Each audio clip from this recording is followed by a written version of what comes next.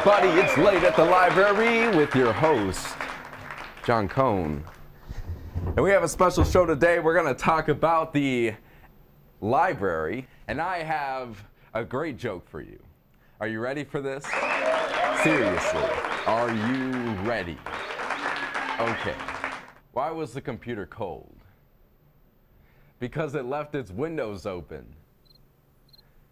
Okay, brace yourselves for the next one. This one is good. What type of computer does a horse like to eat? A Macintosh. Yeah? Yeah? You know you want to laugh. I know you do. No? Okay, moving on. Well, today we're going to be talking about the different technology that Delta's LLIC has to offer. And our guest today is going to help explain all of that. Please help me welcome Nathan Keeney from the OIT here on campus. Welcome, Nathan. Nice to see you here. Thank you, John. All right, now let's get right to it. We've seen many of the computers in the library, and some of those have little triangles on the top representing the Illuminati, correct? No, those are actually there to help signify what software is located on each of the pods.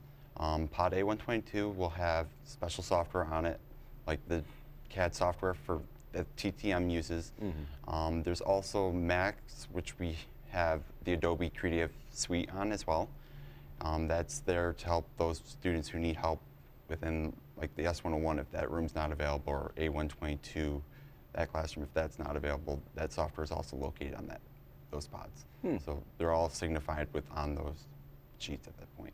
Right, and there's a website that students can go to for help finding which pods have what software and stuff like that, correct? Absolutely. There's actually a link within the Computer Labs page that you can click on. That'll give you the software listings for any of the classrooms here on campus, as well as the pods in the LLIC.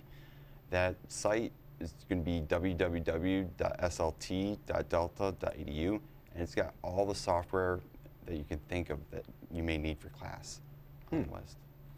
So Nathan, sometimes students forget to change their password when the time is due. I know OIT sends out those emails to remind us, but well, we're college students.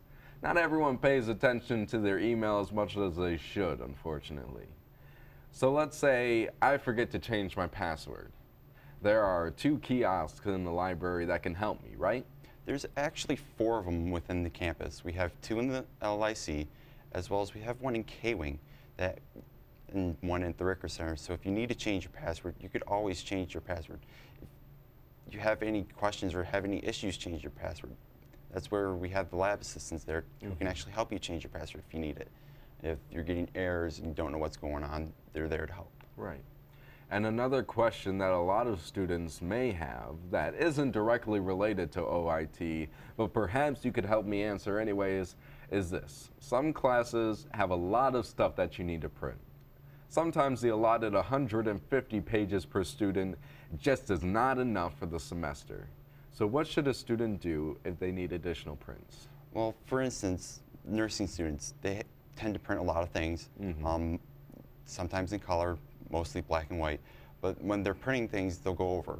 So when doing so, if it's for academic purposes, they can absolutely go ahead and print. However, if it's not academic, it's actually suggested that you go ahead and request more prints, which you can actually locate that within your My Delta students page. And speaking of printing, some of the computers in the library don't print to the main computer help desk.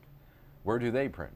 Pod A124 and Pod E, those Mac systems will actually print to Pod E. Each of the classrooms within the LLIC, however, do have their own printers. So those labs have printers that you can print to.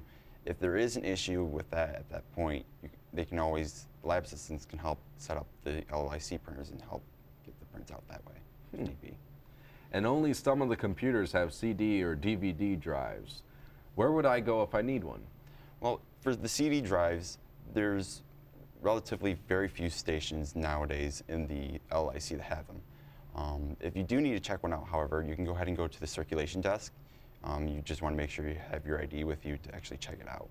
And if you do need help plugging it in or having issues where it's not working, by all means, stop at the lab desk and they should be able to help you if you need it. So basically what I'm hearing from you is that the OIT desk is good at quite a few things.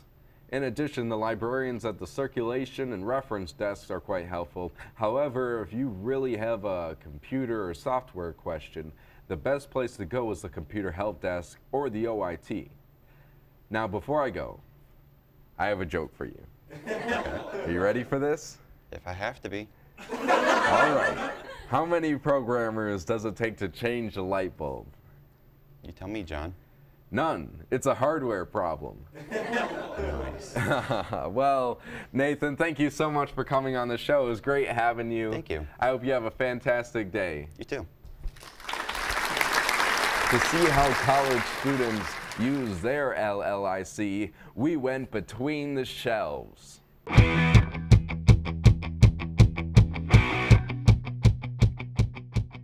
I use it for the computer labs.